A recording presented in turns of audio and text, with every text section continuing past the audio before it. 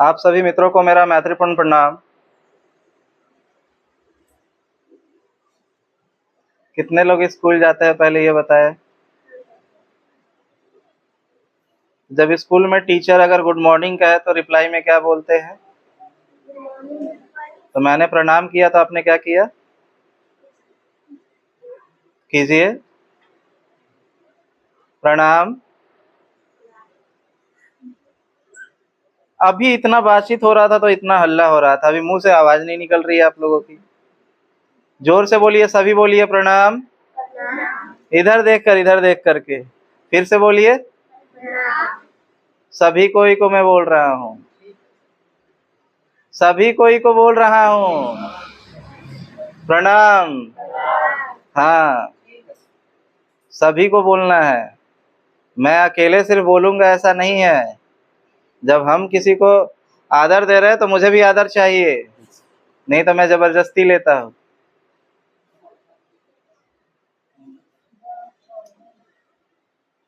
बैठ जाइए वैसे, छोटू पैर को ऐसे करके बैठिए पूरा।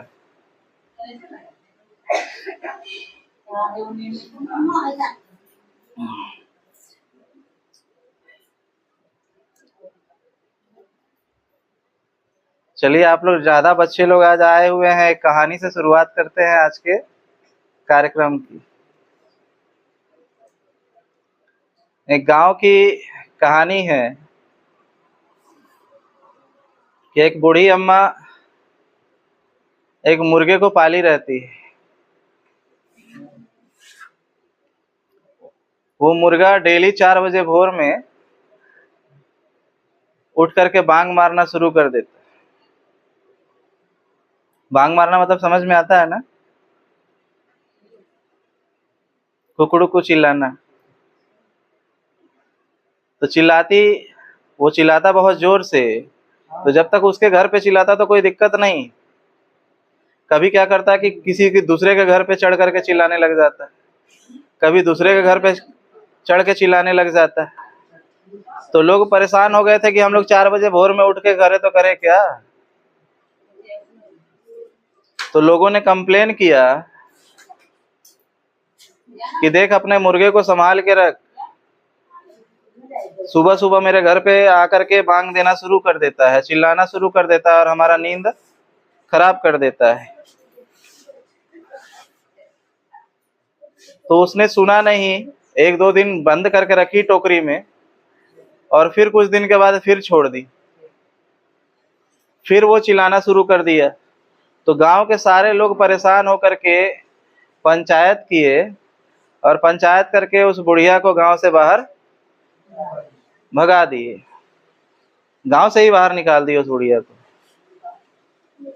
तो वो दूसरे गांव में गई, फिर 4 बजे भोर में वो मुर्गा बांग दिया, और वो बुढ़िया बाहर निकल के बोल रही है कि अब देखना, वो लोग जो गांव वाला हमको निकाला है ना, वो गांव वाला अंधेरे में रहेगा, पूरा गांव वाला अब अंधेरा में रहेगा। काहे कि मुर्गा जहां बांग देता है वहीं तभी तो सूरज उगता है। मुर्गा बांग देता है तभी तो सूरज उगता है। अब तो मुर्गा बांग यहाँ गांव में दे रहा है तो उस गांव में सूरज होता है क्या?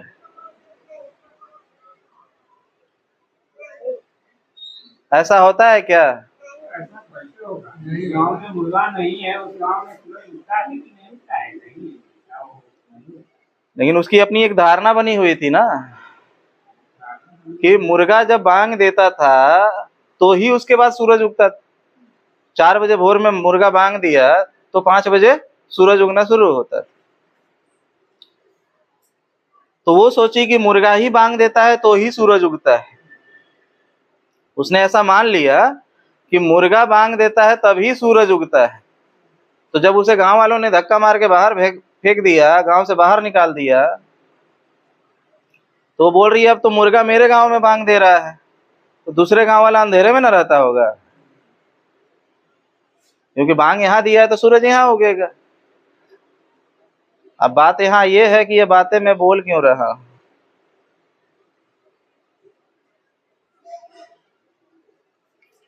ये बातें मैं इसलिए बता रहा हूं क्योंकि लोग ये मान लेते हैं कि उसके कारण ही सब कुछ हो रहा है। जो उस दिन का मुद्दा, किसी के कारण ही कोई चीजें होती है। अब चूंकि कोई चीजें जुड़ी हुई हैं, मुर्गा का बात सच में यही चीजें घटती है। अगर कोई व्यक्ति अगर ना जाने, अगर बाहर ना निकले, तो उसके अनुसार वो बुढ़िया जो सोच रही है वो सही सोच रही है या नहीं? क्योंकि मुर्गा जब बांग देता है उसके बाद ही सूरज उगता है ना। तो मुर्गा का बांग देना और सूरज का उगना एक चीज ऐसे हो गया है लयबद्धता में कि लोगों को ये लगना शुरू हो गया कि मुर्गा बांग देता है तभी सूरज उगता है। लेकिन सच ये है क्या? होता यही है कि कोई चीजें माध्यम बनती हैं किसी घटना के समय और हम उसे कारण समझ बैठते हैं।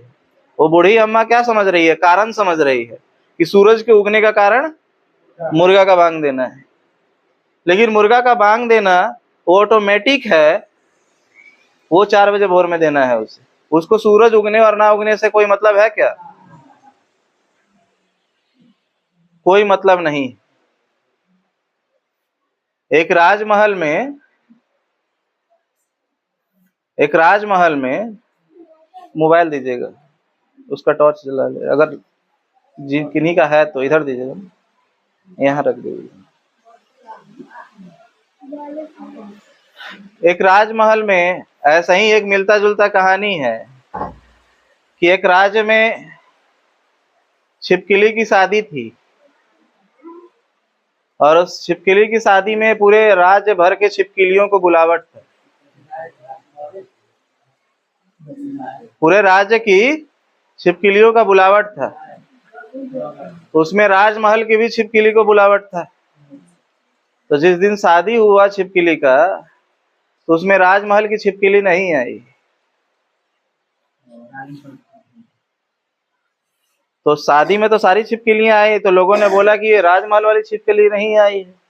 तो शादी बीतने के बाद लोग उसके पास पूछने गए, छिपकली लोग, कि तुम शादी में काहे नहीं आई?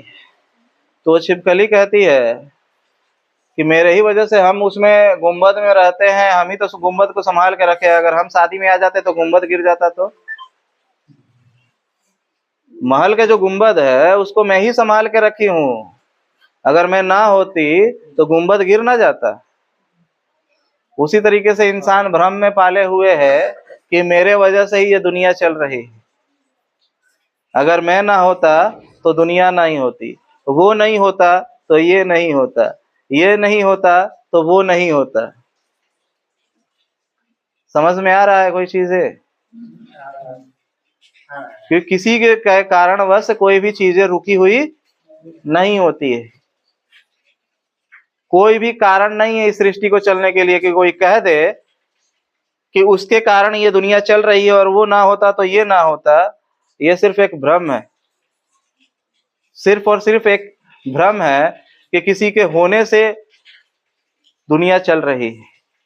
आप नहीं होते कोई और होता, कोई और नहीं होता तो कोई और होता, लेकिन होता जरूर। दुनिया पर चलना है तो होना ही होना है। अब मेरे माँ बाप अगर मुझसे कहे कि मैं ना होता तो तुम ना होते, अरे तुम ना होते तो मैं कहीं किसी और के कोख से पैदा होता, उसके नहीं तो किसी और के कोख से पैदा होता। लेकिन पैदा होता इतना तो पक्का है। तो कोई ये मान के बैठ जाए कि मैं ना होता तो तुम नहीं होते, तो ये सिर्फ अहंकार है, सत्य नहीं है। सत्य है क्या ये? अगर महिलाएं ही ये मान ले कि हम नहीं होता तो मेरा बेटा नहीं होता, तो वो सिर्फ अहंकार का पोषण कर सकती है। और कुछ कर सकती है क्या? कर सकते हैं क्या कुछ? ये अहंकार पाल के क्या कर सकते हैं कि मैं हूं तो ही बच्चा है? अरे आपके नहीं कोख से ना होता, दूसरे के कोख से होता है, लेकिन वो होता पक्का है। इसीलिए हम क्या करते हैं कि जब भी कोई घटना घटती है और बड़ी घटना घटती है, तो हम क्या सोच लेते हैं कि ये घटना उसके वजह से घटी है। लेकिन घटना किसी के वजह से नहीं घटती, ये प्रकृति स्वतः ही चल रही है। अगर स्वतः नहीं चलती तो फिर चलाने वाला कोई होता, फिर चलाने वाला का अगर मान्यता लाएंगे तो फिर वो चलाने वाला को कौन चला रहा है, ये भी बातें आ जाती। आएंगे कि नहीं आएंगे? अगर जो चलाने वाला कोई व्यक्ति बैठा हुआ है तो फिर उसको चलाने वाला कौन है, आ जाएगी बात। फिर भी ये बातें आएंगी। लेकिन सत्य यही है कि ये पूरी दुनिया स्वतः चल रही है, स्वतः चल रही है। तो इसमें आप नाहत ही अपने आप को समझ रहे हैं कि मेरे वजह से चल रही है, अपने आप को कारण समझ रहे हैं। और जब तक आप कारण समझेंगे कि ये मैं नहीं होऊंगा तो ये नहीं होगा, वो चीजें सिर्फ और सिर्फ एक भ्रम की भांति है। और कभी कभी ऐसा भी सिचुएशन आता है, कभी कभी एक ऐसा सिचुएशन भी, परिस्थितियां आती हैं। एक कहानी कि एक राजा ने कहा कि जाकर के, वो राज पूरा का पूरा आलसियों का था, वो राज्य पूरा का पूरा आलसियों का था। तो राजा ने बोला कि जाकर के सिपाही को बोला कि तुम लोग पहले खोज के आओ कि पूरे मेरे राज्य में कोई ऐसा व्यक्ति है जो मेहनती हो, कोई ऐसा व्यक्ति है जो मेहनती है। तो खोजने के लिए पूरा राज भटक रहा था। जहां देखे लोग आलसी पड़े हुए हैं, जहां देखे लोग आलसी पड़े हुए हैं। उसको एक सबसे ज्यादा मेहनती व्यक्ति दिखा, और वे मेहनती लोग कौन थे? 2 लोग, वो पेड़ पे बैठे हुए थे। वो मेहनती ही था। उसका मानना था कि जब कोई शरीर हिला ही नहीं रहा है तो कम से कम इन दोनों ने शरीर हिला करके इस पेड़ पे तो चढ़े। मतलब ये राज्य के सबसे कर्मठ कार्यकर्ता है, हाँ? सबसे मतलब कम से कम मेहनत करके ही तो पेड़ पे चढ़ा होगा। तो उसने बोला उसको कि चलो तुम लोग को राजा बुला रहे हैं, तुम लोग को तो अभी वो इनाम मिलेगा। बोला किस लिए?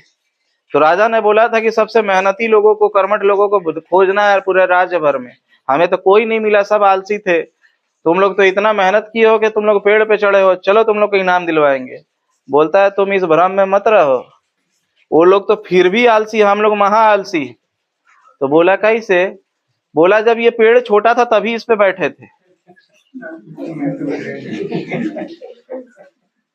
ये जब पेड़ छोटा था तभी इस पे बैठे थे, ये पेड़ बड़ा हो गया, हम लोग इसी पे हैं। तो जो इन लोगों से आप मिल के आए हो तो फिर भी कुछ ना कुछ कर रहे हैं, हम उससे भी बड़ा महा आलसी है। तो कभी कभी क्या होता है कि जब एक धारा बहती है ना, समय की एक जब धारा बहती है, उस धारा में कोई कोई बीच में आ जाता है और वो तेजी से आगे निकल जाता है। जब वो तेजी से आगे निकल जाता है तो हम क्या सोचते हैं कि वही कारण है, वही कारण है। क्योंकि उसके वो लोग मानते हैं कि नहीं, अगर ये ना होता तो ये चीजें ना होती। ऐसी मान्यताएं ढेर सारे लोग बांध करके रख देते हैं। जैसे मैंने उस दिन भी कहा कि कंगना रनावत ने कहा कि 2014 में भारत आजाद हुआ। तो क्या सच में 2014 में भारत आजाद हुआ? लेकिन उसकी मान्यता है अपनी, सबकी अपनी अपनी मान्यता है। मान्यता है, सत्य नहीं, सत्य नहीं है वो चीज। धारा में कभी कभी कोई चीजें बह जाती हैं। देखिएगा कभी कभी ऐसे भी लड़के हैं, यूट्यूब के माध्यम से ही, जो लोग यूट्यूब चलाते होंगे, कि कोई भी लड़का जो ज्यादा मेहनत कर रहा हो लेकिन फिर भी यूट्यूब पे फेमस नहीं हुआ, और वही काम बाद में किसी ने शुरू किया और तुरंत भर में वो सेलिब्रिटी बन गया। सेलिब्रिटी बन गया। जैसे अभी अभी मोनालिसा जो है, कुंभ के मेला की जो लड़की है, हाँ, हाँ, स्टार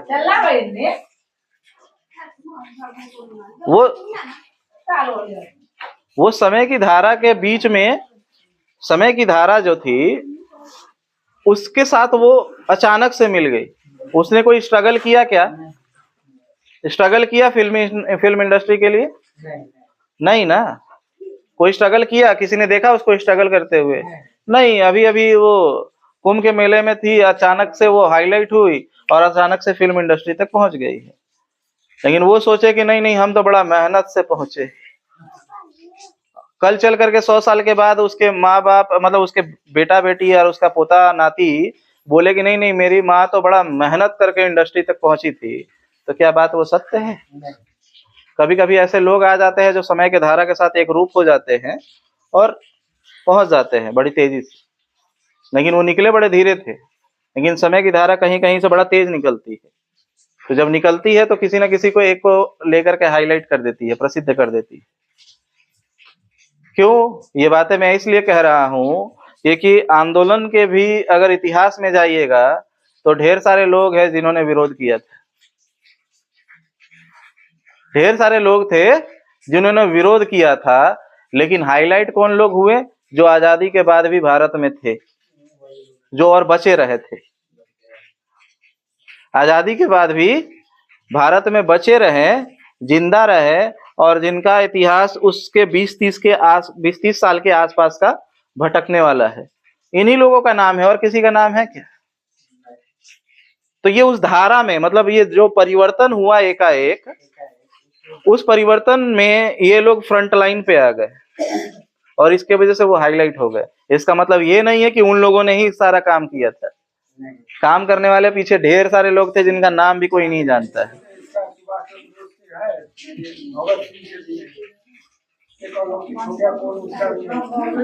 तो अरे जो लोग मरे हैं उनकी बात कीजिए ना। जो सुभाष चंद्र बोस का आप नाम ले रहे हैं, मतलब पता है। सुभाष चंद्र बोस का आपने नाम लिया, मतलब पता है। हम कह रहे हैं जितने लोग मरे उनका आता पता भी नहीं, नाम नहीं पता है, खानदान नहीं पता है, कौन सा गांव में पैदा हुए ये भी नहीं पता है। इसका मतलब ये नहीं है कि उन्होंने आंदोलन नहीं किया था। तो जो धारा के एक रूपता में कभी कभी अचानक से बड़ा जब परिवर्तन होता है तो एकाएक वो चीजें फेमस हो जाती है और लोगों को लगने लग जाता है कि नहीं यही सबसे बड़ा है। जैसे अभी तक लोग बुद्ध को मानने वाले हैं, लेकिन लोगों को अभी तक नहीं पता था कि बुद्ध से पहले भी 27 बुद्धों का नाम इतिहास के पन्ने में दर्ज है। कितने लोगों को पता था? किसी को नहीं। लोग बोलते हैं गौतम बुद्ध ही सबसे बड़े बुद्ध है। अरे बुद्ध बड़ा छोटा कहाँ होता है, बुद्ध बुद्ध होता है। फिर आता है गौतम बुद्ध इतने हाईलाइट क्यों हुए? क्योंकि उसी समय युग शुरू हुआ मूर्ति कला का, और मूर्ति कला जब शुरू हुआ है तो उससे करंट वाले बुद्ध कौन है? 300 बुद्ध के मृत्यु के 300 साल बाद मूर्ति कला विकसित हुई। तो जब मूर्ति कला विकसित हुई तो सबसे पहले मूर्ति किसकी बनेगी? जो उस समय के वर्तमान बुद्ध हुए। बुद्ध तो उनसे पहले वाले 27 भी थे, लेकिन वर्तमान अभी अभी जो मरा है पीछे, जिसको हम जानते हैं अभी, कौन थे? गौतम बुद्ध। इसीलिए सबसे ज्यादा मूर्तियां किसकी बनी? हाँ, गौतम बुद्ध की। किताबें किनकी ज्यादा रही? गौतम बुद्ध की। इसका मतलब ये तो नहीं है ना कि पिछले के 27 बुद्ध बैठ करके बैठे हुए थे। हाँ, सिद्धार्थ गौतम को ही गौतम बुद्ध कहा जाता है। इसका मतलब ये नहीं है कि पीछे के 27 बुद्धों ने कोई काम नहीं किया था, क्योंकि कुछ लोगों ने कहा कि नहीं नहीं उन्होंने ही सिर्फ काम किया, बाकी ने काम नहीं किया। तो मेरा एक सवाल वहां पे आया कि गौतम बुद्ध बोध गया करने क्या गए थे? उनका घर तो लुम्बिनी में था ना, तो बोध गया क्या करने गए थे? जिस व्यक्ति का घर 500 किलोमीटर दूर लुम्बिनी में हो, 500 किलोमीटर दूर क्यों जाएगा लुम्बिनी में, ये बोध गया में? अभी तो खुद बुद्ध नहीं हुए थे, अभी तो घर छोड़े थे। बुद्धत्व तो प्राप्ति उनकी हुई बोध गया में। 6 साल के बाद घर छोड़ा था उन्होंने 29 साल की उम्र में, और 35 साल की उम्र में बुद्धत्व प्राप्ति हुई थी। हम कह रहे हो लुम्बिनी से बोध गया करने क्या गए थे? कोई बताएंगे? बताइए।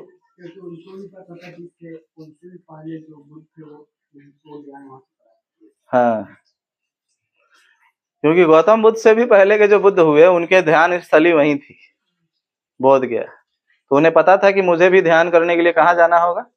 बोध गया। उस समय का हाईलाइट था, जगह था वो। राजगीर, नालंदा और बोध गया, ये सारे के सारे उनसे पहले हुए बुद्धों के जन्म स्थली और ध्यान स्थली रही है, ज्ञान स्थली रही है। जन्म स्थली, ध्यान स्थली और ज्ञान स्थली। मतलब कोई कोई वहां जन्म लिया है, कोई कोई ने वहां पे ध्यान किया है, और कोई कोई ने वहां पे ज्ञान प्राप्ति की, जैसे बुद्धत्व प्राप्ति की। ये 3 जिले, नालंदा, राजगीर और बोध गया।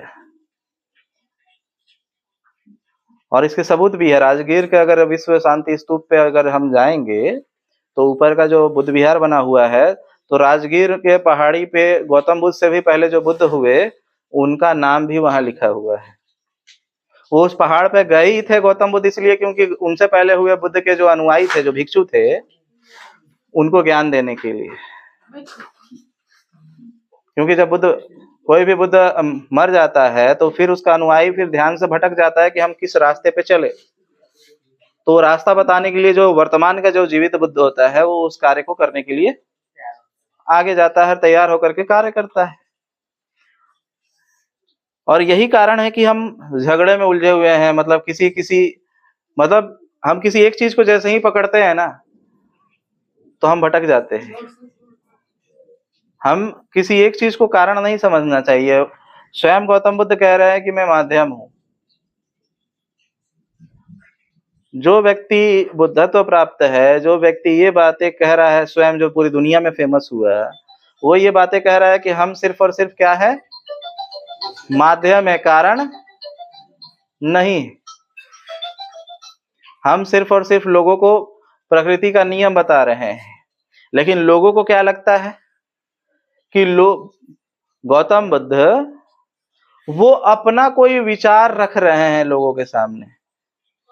दो तरह की धारणाएं हैं कि गौतम बुद्ध अपनी जो उनके सोच है वो सोच लोगों को बता रहे हैं, और यहीं पे लोग क्या हो जाता है कि भटक जाते हैं।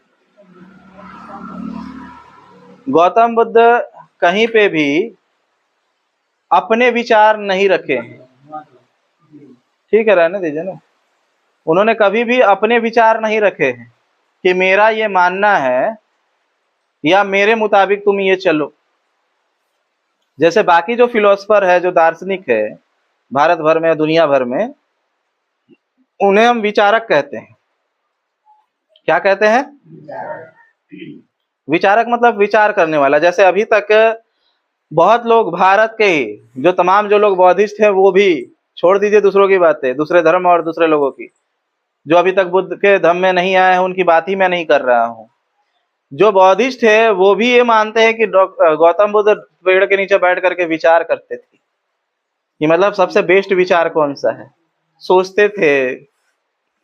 मतलब वहां पे बैठ करके वो सोचते थे कि सबसे अच्छा वाला विचार कौन सा है, ऐसा कौन सा विचार लाए जिससे कि बेहतर से बेहतर जिंदगी हो सके। वो गौतम बुद्ध को भी एक विचारक घोषित कर देते हैं, और जैसे ही उन्हें एक विचारक घोषित किया जाता है, हमने उनकी वैल्यू क्या किया, वैल्यू गिरा दिया उनकी वैल्यूज को, क्योंकि हमने तो उसे एक नॉर्मल से विचारक के साथ में तुलना कर दिया, विचारक के साथ तुलना कर दिया। एक विचारक किस भांति होता है पता है? विचारक और दार्शनिक में क्या अंतर होता है? एक विचारक इस भांति होता है कि एक डॉक्टर इंजीनियर यहाँ पे है और आप एक नॉर्मल इंसान यहाँ पे है। ये आपसे सिर्फ आगे है ना, है तो एक ही लाइन में, लाइन तो एक ही है ना, लेकिन बस क्या है, ये आपसे आगे है। और बुद्ध कैसे होते हैं? आप यहाँ है तो ये यहाँ है, मतलब ऊंचाई पे। ये ऐसे जो है वो ऊंचाई पे नहीं है, ये जो चीजें देख रहा है ये भी देखेगा, बस इसको यहाँ से यहाँ आने की जरूरत है। उन चीजों को वो ये भी देख सकता है, क्योंकि एक बराबर है, और इसके लिए कोई मेहनत करने की जरूरत नहीं है। वो यहाँ से चलकर यहाँ आएगा तो दिख जाएगा। लेकिन ये चीजें अलग है, वो एक ऊंचाई से, हाइट से देख रहा है कुछ चीजों को। आप कितना भी देखिएगा तो आसपास के दूर भी चले जाइएगा तो कुछ चीजें जो आपके आसपास की उतनी ही दिखेगी। जैसे अभी बैठे हुए हैं तो मुझे तक देख पाइएगा, ये दीवार के पीछे तो दिखेगा नहीं। लेकिन अगर हाइट पे, अगर मैं इस छत के ऊपर चला जाऊं तो पूरा गांव दिख जाएगा। तो वो चीजें होती हैं हाइट्स का। वो बुद्ध, एक बुद्धत्व प्राप्त व्यक्ति जो दार्शनिक है और दूसरा जो विचारक है, उसमें ये अंतर होता है।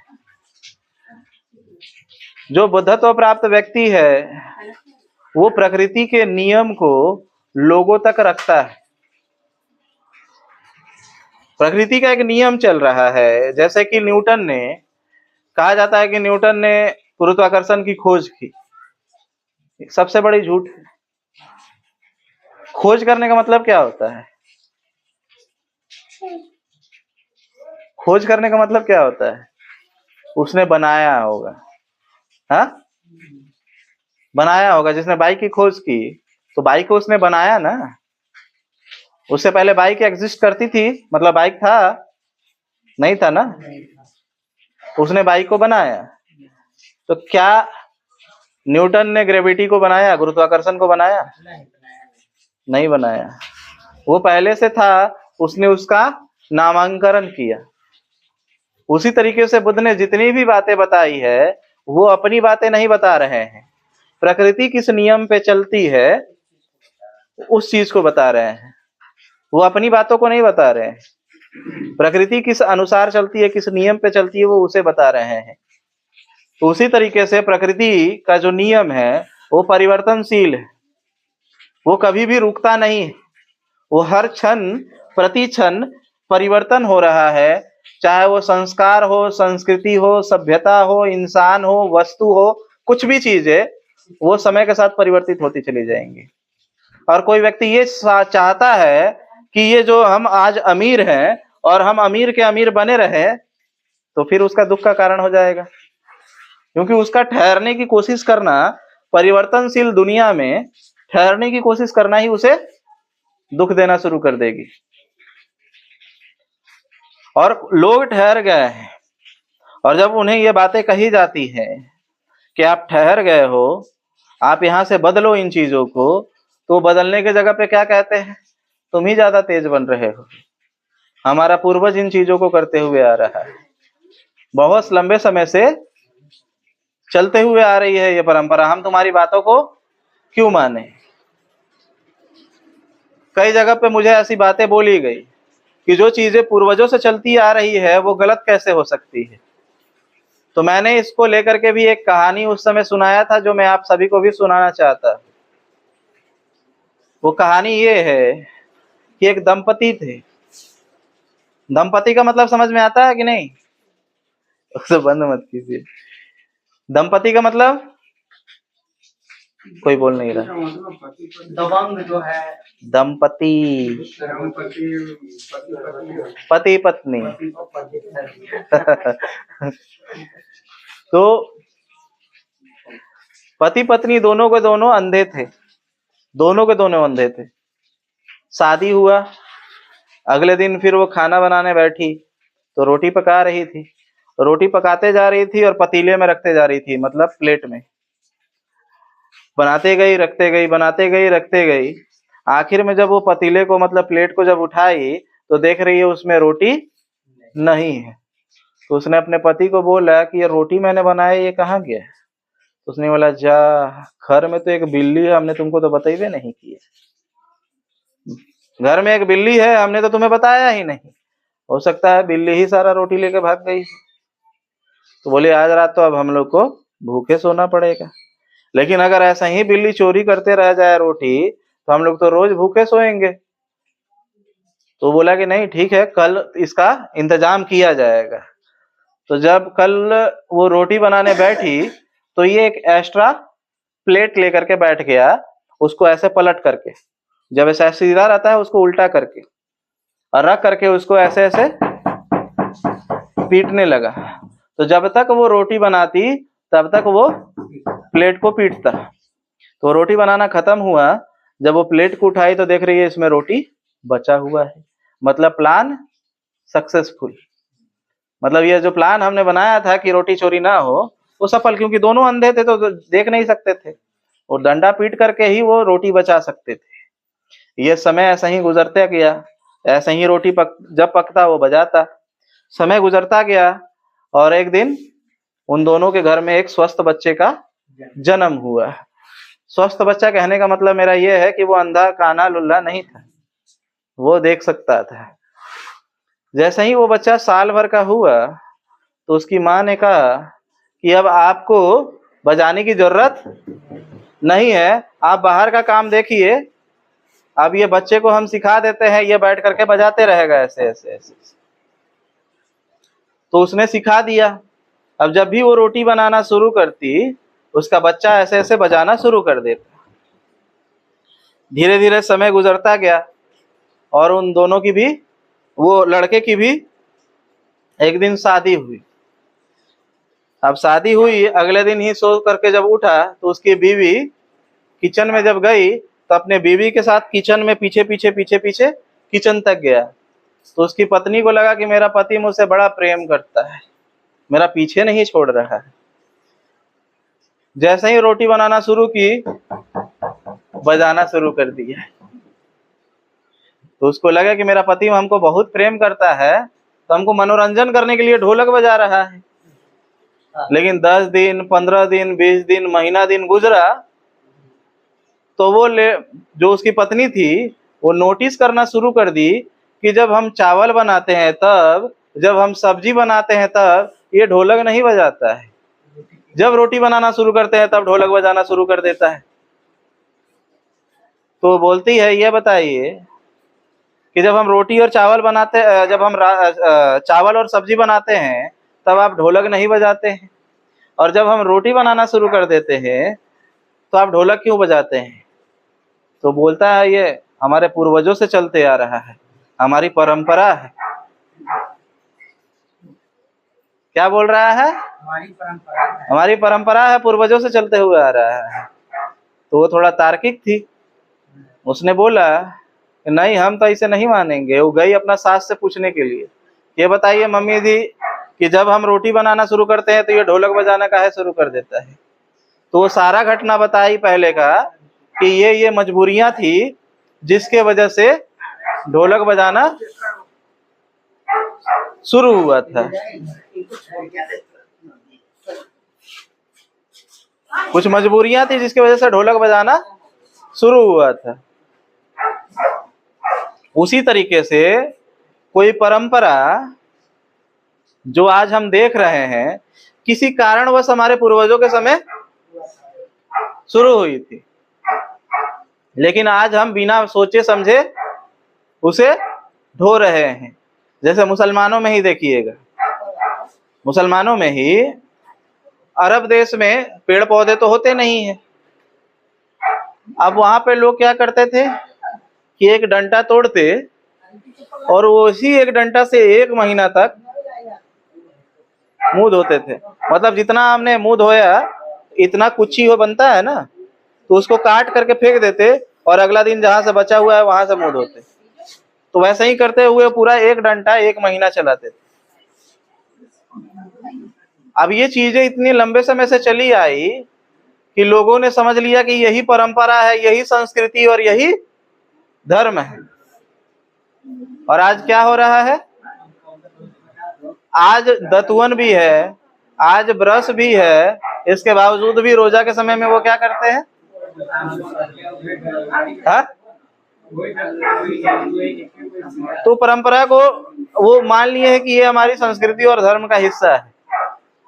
तो गलती से शुरू हुई कोई परंपरा, जो एक पीढ़ी में जो परंपरा शुरू होती है गलती से, मतलब किसी कारणवश वो परंपरा शुरू हुई, किसी कारणवश वो परंपरा शुरू हुई, तो एक पीढ़ी की जो परंपरा है दूसरी पीढ़ी जाते जाते वो संस्कृति का रूप ले लेती है, और दूसरी पीढ़ी की जो संस्कृति है वो तीसरे पीढ़ी जाते जाते धर्म का रूप ले लेती है। तो किसी कारणवश वो चीजें शुरू हुई और आज उसे हम क्या कहते हैं? नहीं, है हमारा धर्म है, ये हमें कराना है। अब पता नहीं किस कारणवश मरनी के समय पे खाना खिलाने का सिस्टम है। मतलब हमारे अंदर कभी खुशी होता है कि चलो हमारे घर में कुछ शुभ चीजें हुआ है तो हम चलो पार्टी दे देते हैं। ये मरने पे कौन सा खुशी होता है? मरने पे कौन सा खुशी होता है? मतलब मेरी मम्मी मर गई, चलो ना हम तुमको पूड़ी बूंदिया खिलाते हैं, हाँ, रसगुल्ला खिलाते हैं, दही बूंदिया खिलाएंगे।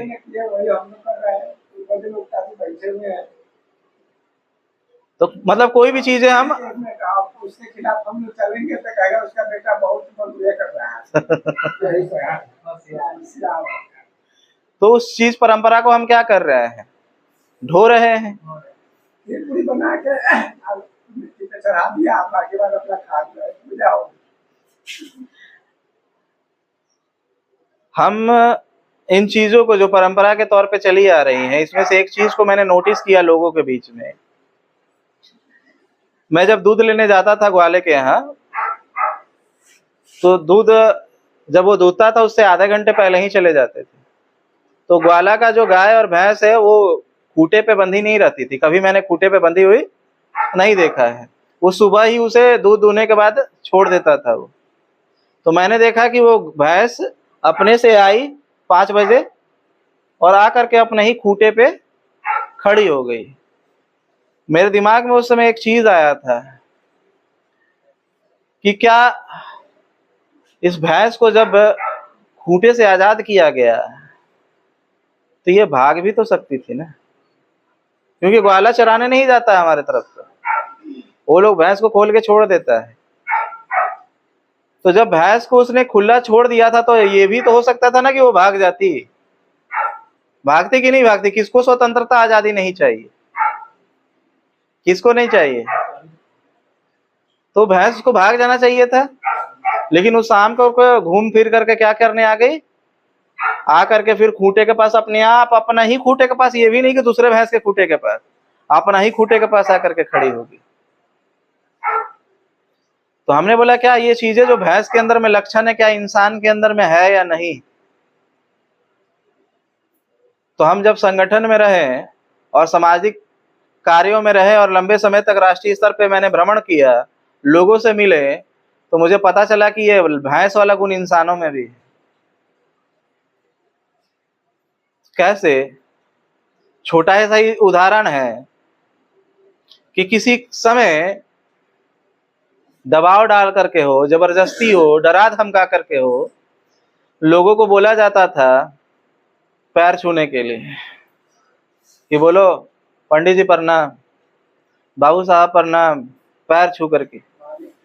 हाँ, जो है हमारे गांव में तो उस समय चीजें थी कि जबरदस्ती थी, लेकिन 70 गांव में देखेंगे, दूसरे गांव में देखेंगे। लेकिन 70 साल पहले डॉक्टर बी.आर. अम्बेडकर ने संविधान लिखा। संविधान लिख करके क्या किया? हमें खूंटे से आजाद कर दिया। संविधान लिख करके खूंटे से आजाद किया ना, अधिकार दिला करके। तो 70 साल पहले खूंटे से हमें खोल करके आजाद कर दिया। आज हम फिर से घूम फिर करके उसी खूंटे पे आकर अपने आप खड़े हो गए हैं, फिर उसी स्थिति में आ गए हैं जिस स्थिति से वो उन्होंने हमें आजाद किया था, स्वतंत्र किया था, जिस जगह से हमें हटाया था, हम आकर के वहीं पे खड़े हो गए हैं। जहां उन्होंने जाति खत्म करने की बातें कही, आज हम जाति तक पहुंच आए हैं। आज हम बुद्ध की भी जातियां खोज रहे हैं। ये जो संगठन वाले हैं जो भी, ये आपस की जाति तो छोड़ दीजिए, ये गौतम बुद्ध की जाति खोजने के पीछे लगे हुए हैं। क्यों? क्योंकि पता चल जाए कि चमार है तो चमार थोड़ा सीना चौड़ा करके चलेगा। दुसाध भी लगे हुए हैं कि थोड़ा सा पता चल जाएगा तो मेरा सीना चौड़ा हो जाएगा। तो सारा खोज रहा है क्या?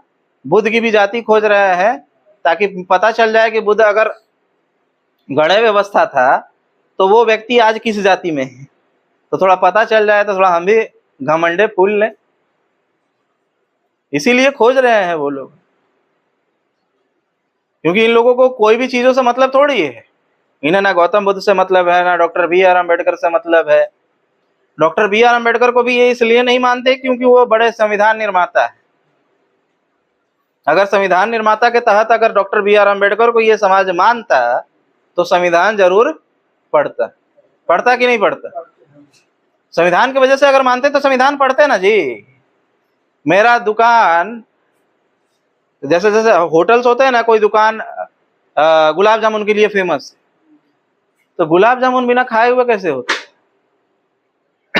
मतलब मेरा दुकान गुलाब जामुन के लिए फेमस है और आप कह रहे हो कि मेरा दुकान गुलाब जामुन के लिए फेमस है, तो जाहिर सी बात है आपने गुलाब जामुन खाया होगा, तभी तो कह रहे हैं ना कि इसका दुकान का गुलाब जामुन सबसे अच्छा मिलता है। तो अगर आपको संविधान निर्माता से प्रेम है तो संविधान पढ़े होते या नहीं पढ़े होते? आपको संविधान निर्माता से भी लेना देना नहीं है, आपको डॉक्टर बी.आर. अम्बेडकर से भी लेना देना नहीं है। इस समाज को डॉक्टर बी.आर. अम्बेडकर से लेना देना नहीं है।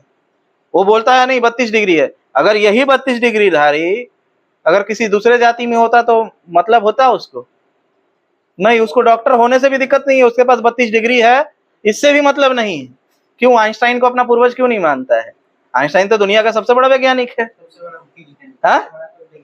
स्टीफन हॉकिंस दुनिया का सबसे बड़ा वैज्ञानिक है, उसको क्यों नहीं मानते पूर्वज? वो ज्ञानी नहीं था क्या? था या नहीं था? लेकिन हमारा ना लेना देना संविधान निर्माता से है, ना हमारा लेना देना 32 डिग्री वाले डॉक्टर बी आर अम्बेडकर से है। हमारा लेना देना सिर्फ इतना ही है कि डॉक्टर बी आर अम्बेडकर चमार थे, बस हमर जातिया के थे तो हम मानेंगे। बाबा साहब के साथ में कौन है, सब के मिला मिला के ना, सब इसीलिए सब का जो छोटा है ना चमार के साथ, इसके लिए बाबा के ऊपर जो है थोड़ा बोल देता है। दूसरी चीज है, ये बुद्ध को भी इसीलिए पकड़े हुए हैं क्योंकि जैसे कहते हैं ना कि ट्रैफिक पुलिस में जब कोई लड़का पकड़ाता है तो कहता है पता है हम कौन है, मेरा चाचा ना विधायक है, मेरे चाचा मुखिया है। तो ये बोल करके अपने आप को श्रेष्ठ घोषित करने की कोशिश करता है ताकि लोगों के सामने नजर में बना सके कि हम भी कुछ है। तो उसी तरीके से जो चूंकि गौतम बुद्ध पूरे विश्व प्रसिद्ध व्यक्ति है, विश्व प्रसिद्ध व्यक्ति है, तो जब हम बड़े विश्व प्रसिद्ध व्यक्ति के साथ में बगल में खड़ा होकर के फोटो खिंचवाएंगे तो लोग मानेगा ना जी। जैसे देखते हैं ना कभी कभी कोई विधायक आता है तो सट करके पीछे फोटो खिंचा लेते हैं और फेसबुक पे डालते हैं, विधायक जी के साथ बिताए कुछ समय। विधायक जी उसको जानता भी नहीं है, विधायक जी के साथ समय गुजार लिया है।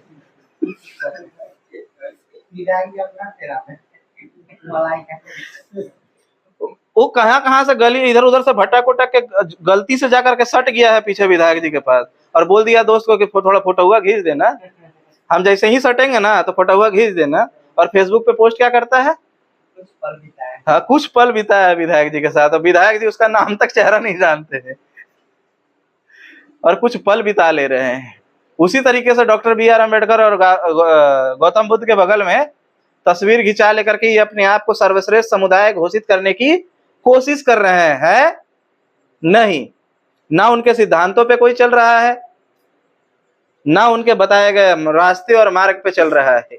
और जब तक ना हम उनके मार्ग पे चलेंगे, ना सिद्धांत पे चलेंगे, क्या हम सफल हो सकते हैं? डॉक्टर बी आर अम्बेडकर के जो त्रिरत्न है, शिक्षित बनो, संगठित रहो और संघर्ष करो। पहले क्या होना है? पहले शिक्षित होने बोले। आइए अनपढ़ लोग बोलते हैं कि शिक्षा वो शेरनी का दूध है जो पिएंगे दहाड़ेंगे। एक दिन यूपी में जब मैं था, 8वीं फेल लड़का ये बात भाषण दे रहा था। मैंने बोला इधर सुनना भाई, कितना पढ़े लिखे हो? तो भैया 8वीं तक पढ़े लिखे। मैंने बोला जो बात बोल रहे हो जाकर खुद पहले पालन तो कर लो। शिक्षा शेरनी का दूध है जो पिएगा दहाड़ेगा, पहले जाकर तुम ही पी लो यार। पहले सबसे ज्यादा पीने की जरूरत तो तुम ही को है, पहले पी लो और फिर जाके दहाड़ना। भाषण काहे दे रहे हो? एक आदमी चढ़ करके बोल रहा है मुझे मेरे समाज के पढ़े लिखे लोगों ने धोखा दिया। मैंने बोला इधर सुन ना, समाज के लिए किया क्या है तूने? अपने लिए कुछ नहीं किया, समाज के लिए क्या करेगा? हाँ, ये बात डॉक्टर बी आर अम्बेडकर कह सकते हैं क्योंकि उन्होंने 50 लोगों को विदेश पढ़ने के लिए भेजा, स्कॉलरशिप दिलवा करके। अब उन लोगों ने डॉक्टर बी आर अम्बेडकर को धोखा दिया क्योंकि वो पढ़ करके आने के बाद उन्होंने डॉक्टर बी आर अम्बेडकर के अनुसार काम नहीं किए। तो ये बात बोलने का अधिकारी कौन है? बी आर अम्बेडकर है, आप थोड़ी है। आपने अपना जिंदगी तो सुधारा नहीं, दूसरे को तो सुधार सकते नहीं है, और भाषण दे रहे हैं कि मुझे मेरे समाज के पढ़े लिखे लोगों ने धोखा दिया। तो शिक्षित तो खुद हुए नहीं है। संगठित होने के नाम पे 6000 जातियों को इकट्ठा करने के लिए मजाक चल रहा है। 6000 जातियों को इकट्ठा करने के लिए 50,000 संगठन बना लिए हैं। 6000 जातियों को इकट्ठा करने के लिए 50,000 संगठन बने हुए हैं पूरे भारत भर में। डॉक्टर बी आर अम्बेडकर के नाम पे 50,000 संगठन है, और सारे संगठनों को मिलाकर कम से कम नहीं भी तो 5 लाख संगठन रजिस्टर्ड है पूरे भारत भर में। 50,000 डॉक्टर बी आर अम्बेडकर के नाम से रजिस्टर्ड है। तो अब बताइए अगर ये 50,000 लोग संगठन 6,000 लोगों को एकत्रित करेंगे भी तो कितने टुकड़ों में एकत्रित करेंगे? ये 50,000 संगठन के राष्ट्रीय अध्यक्ष अगर 6,000 जातियों को एकत्रित भी करते हैं तो कितने संगठनों में एकत्रित करेंगे? 50,000। आपने उस दिन कहा, मैं तो नहीं मानता, लेकिन फिर भी आपने उस दिन कहा कि जातियों को बांटा ब्राह्मणों ने। तो अब मेरा कहना ये है कि ब्राह्मणों, चलिए मान लेते हैं, मैं तो नहीं मानता, चलिए, लेकिन मैं आप ही की बातें को मानता हूँ, 6,000 टुकड़ों में ब्राह्मणों ने बांटा। तो आप बताइए, 50,000 टुकड़ों में बांटने वाला ज्यादा खतरनाक या 6,000 टुकड़ों में बांटने वाला ज्यादा खतरनाक? 50,000। और कितना ज्यादा गुना खतरनाक? 50,000 को अगर 6,000 से भागा दिया जाए तो कितना आएगा? 8 गुना। तो इन ब्राह्मणों से 8 गुना ज्यादा खतरनाक कौन है? ये जिन लोगों ने संगठन बनाया है। संगठन बनाया है। हाँ, हाँ, 8 गुना कौन ज्यादा खतरनाक है? संगठन वाला खतरनाक है जो संगठन बनाया है। ब्राह्मणों से ज्यादा खतरनाक, ब्राह्मणों से 8 गुना ज्यादा खतरनाक है जिन लोगों ने संगठन बना बना करके समाज को और ज्यादा टुकड़ों में बांट दिया है। और संघर्ष का तो लेना देना ही नहीं है। कोई किसी फील्ड में संघर्ष कर रहा है, कोई भी मुद्दा उठा ले रहा है, कोई भी हाईलाइट होने के लिए, कोई भी मुद्दा, मतलब कोई भी मुद्दा आज के समय में ऐसा हो गया है कि आप कोई भी मुद्दा को लेकर के अगर आप आवाज उठाते हो और भिड़ जाते हो नेता लोग, ये पुलिस से, और जेल चले जाते हो, तो तुरंत हाईलाइट हो जाओगे। एक साइको किलर को पकड़ा गया विदेश में, अमेरिका में एक साइको किलर को पकड़ा गया। साइको किलर मतलब जो पागल हत्यारा होता है, उसको खाली हत्या करने का मन करता है। उसको पकड़ा गया और किसी ने जाकर के उससे पूछा, जब इंटरव्यू लिया उसका, कि तुम कत्ल काहे करते थे? क्योंकि जब छानबीन हुआ तो साइको नहीं था। एक होता है ना कि किलर कर रहा है, मतलब मारने का मन है इसीलिए मार रहा है। उससे पूछा गया कि तुम हत्या क्यों करते हो? तो बोलता, हम हत्या इसीलिए करते थे ताकि पेपरवा में नाम छप सके।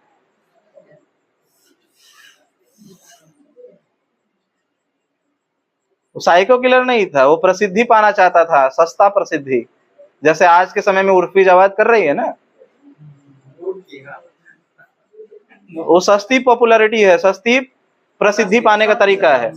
या तो अश्लीलता परोसो, और या ना तो सरकार को या किसी समुदाय को लगातार पकड़ करके विरोध और गाली दो, तुरंत आप फेमस हो जाएंगे, तुरंत, कंफर्म है। मतलब आप किसी भी एक मुद्दे को पकड़ो जो फालतू की चीजें हैं, और उसे पकड़ करके किसी को, समुदाय को गाली देना शुरू कर दो।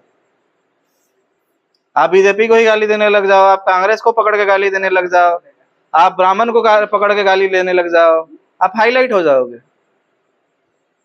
पुलिस पकड़ेगी तो पेपर में आएगा, न्यूज में आएगा, आसपास का माहौल आएगा।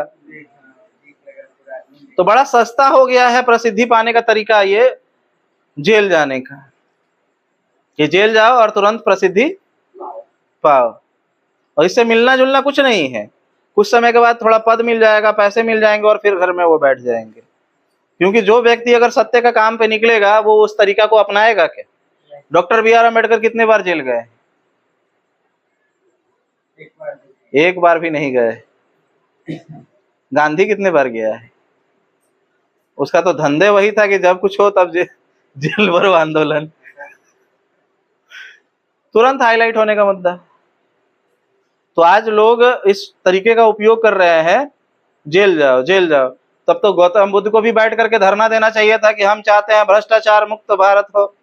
हाँ, गौतम बुद्ध को भी तो आंदोलन करना चाहिए था फिर। हाँ, उनको बोलना चाहिए था, वो तो राजा का बेटे थे। वो अगर अपने राजा बन करके वो कानून पास करते कि सबके सब मेरा अनुयायी बन जाए, नहीं तो जो नहीं बनेगा उसको हम कटवा देंगे, तो सब डर के मारे बन ही जाता। बनता कि नहीं बनता अनुयायी? लेकिन क्या होता उनके जाने के बाद? लोग उनके विरोध में चले जाते। क्यों? क्योंकि कानून बना के अपना अनुयायी बनाए थे। लेकिन अनुयायी कैसे बनाया उन्होंने?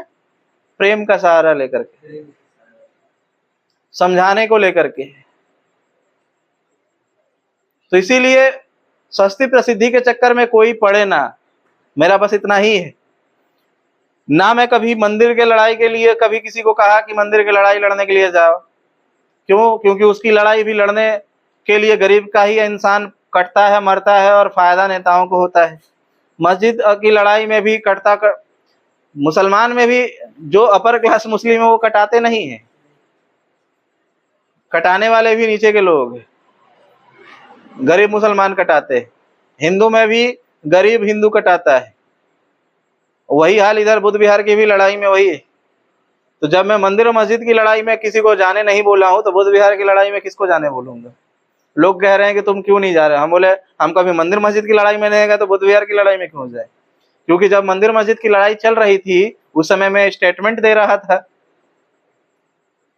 मैं नहीं स्टेटमेंट दिया करता था कि हमें मंदिर नहीं, हमें स्कूल चाहिए।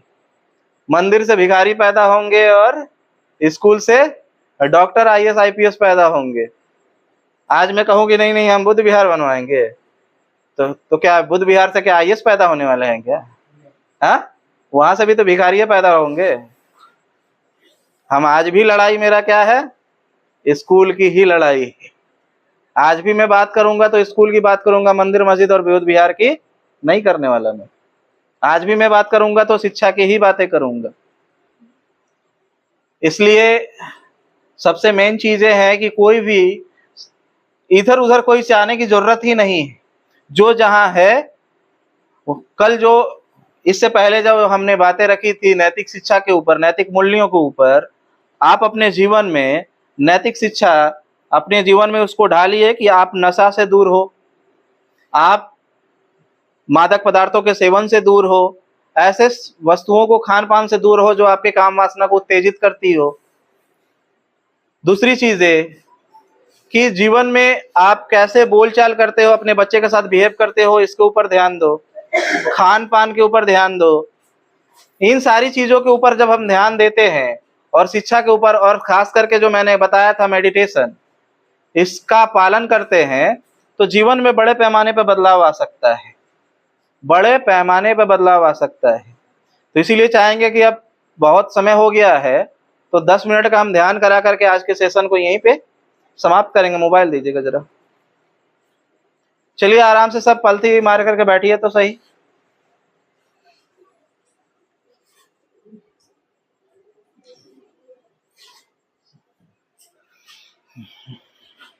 बैठ गए? आनापान सती ध्यान करना है। इस ध्यान में ये बायां हाथ गोद में, दाहिना इसके ऊपर, पेट से गहरी श्वास को लेना है, जैसे भरना है, पूरे पेट में भर लेना है श्वास को, और फिर उसे धीरे धीरे छोड़ना है। श्वास को गहरा लेना है, रहने दीजिए ना, और उसको धीरे धीरे छोड़ना है, श्वास को तेजी से नहीं। और श्वास को यहाँ पे नाक के द्वारों के पास अंदर जाते हुए और बाहर आते हुए, ये नाक के पास, हाँ नाक के पास यहाँ पे ये जगह, अंदर जाते हुए और बाहर आते हुए उसको, श्वास को देखते रहना है। मन आपको भटकाने की पूरी कोशिश करेगा, बहुत विचलित करेगा, क्योंकि मन बहुत चंचल है, तो मन इधर उधर भटकाने की कोशिश करेगा। उसको भटकने नहीं देना। अगर भटक भी जाए तो पकड़ करके फिर श्वासों पे ले आना है। तो चलिए इस ध्यान को शुरुआत करेंगे, और लास्ट में जब मैं कहूंगा तो हाथ को ऐसे रगड़ करके आंखों पे रखेंगे, और जैसे ही कहूंगा धीरे धीरे खोलने के लिए, तो अपनी ही हथेलियों को देखते हुए आंखों को खोलना है। तो चलिए 10 मिनट के लिए कोई भी आंखें नहीं खोलेगा जब तक मैं ना कहूं। आंखें बंद कर लीजिए, सभी कोई आंखें बंद कर ले।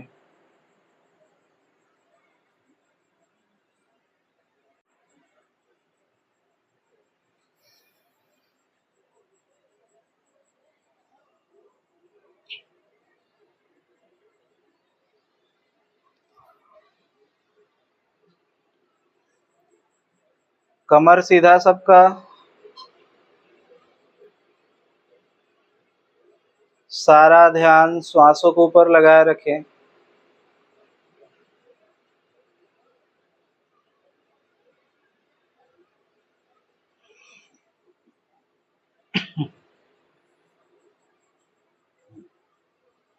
पेट तक गहरी श्वास को खींचें,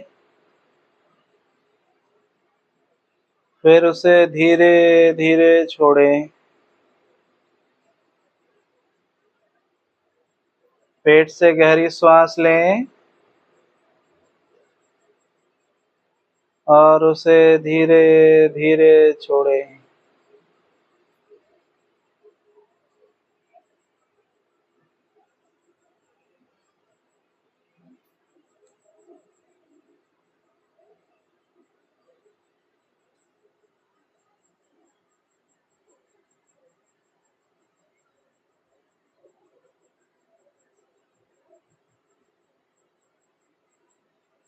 सारा ध्यान श्वासों के ऊपर।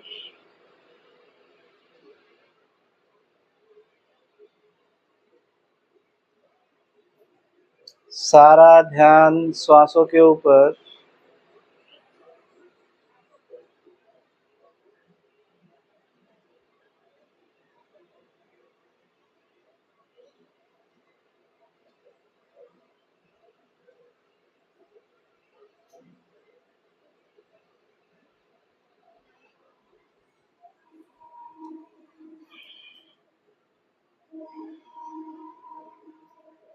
पेट से गहरी सांस लेंगे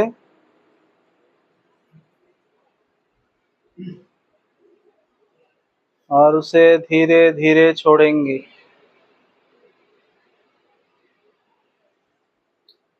पेट से गहरी सांस लेंगे और उसे धीरे धीरे छोड़ेंगे।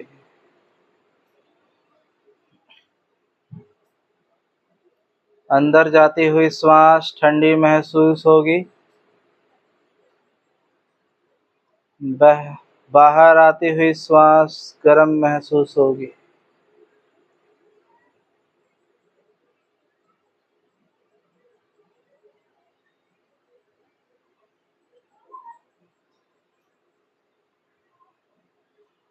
अंदर जाती हुई श्वास ठंडी महसूस होगी।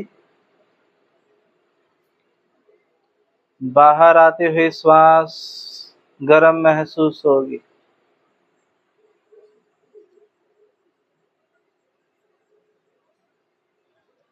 अपनी आती जाती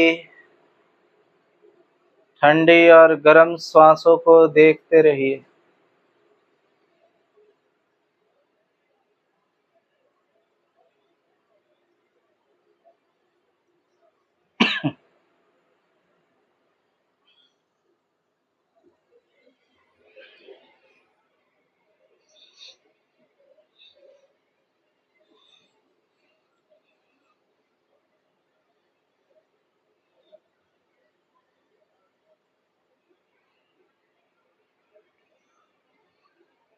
सारा ध्यान श्वासों के ऊपर।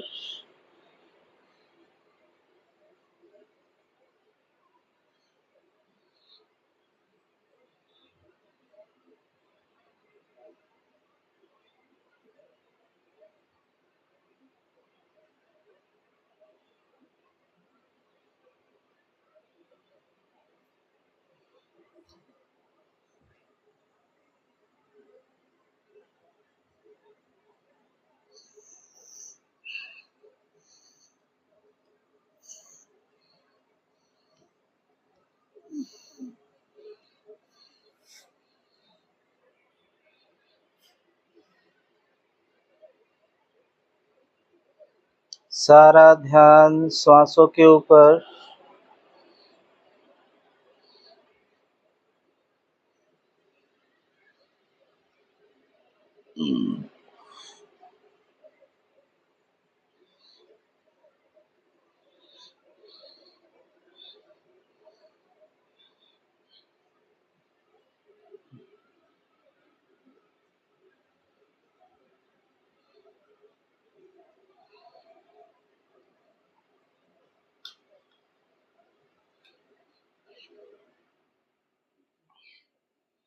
कोई बात नहीं है, सभी अभी ध्यान करते रहे।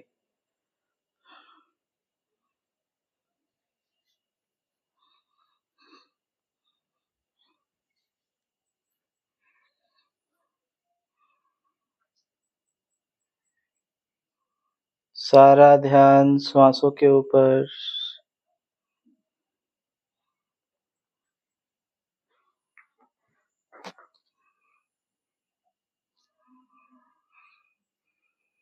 सारा ध्यान श्वासों के ऊपर।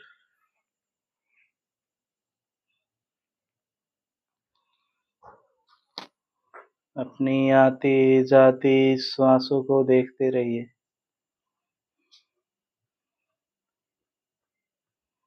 मन आपको बहुत विचलित करेगा, बहुत भटकाने की कोशिश करेगा, लेकिन उसे भटकने नहीं देना है।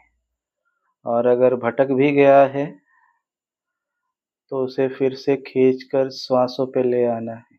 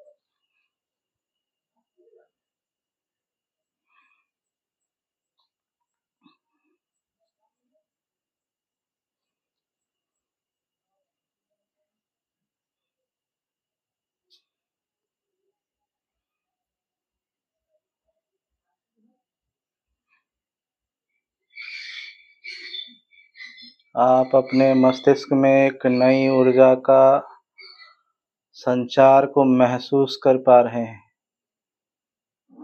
आप अपने मस्तिष्क में एक नई ऊर्जा के संचार को महसूस कर पा रहे हैं। ये ऊर्जा आपके मन मस्तिष्क को शांत और शीतल कर रही है। ये ऊर्जा आपके मन मस्तिष्क को शांत और शीतल कर रही है। आप शांत और शीतल और एकदम हल्का होते जा रहे हैं।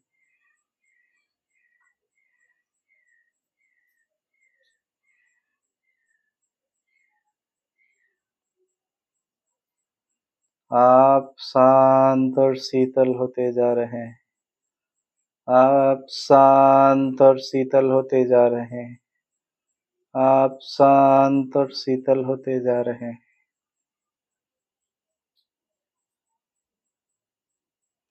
अब दोनों हाथों को रगड़े अपना और आंखों पे रख दे।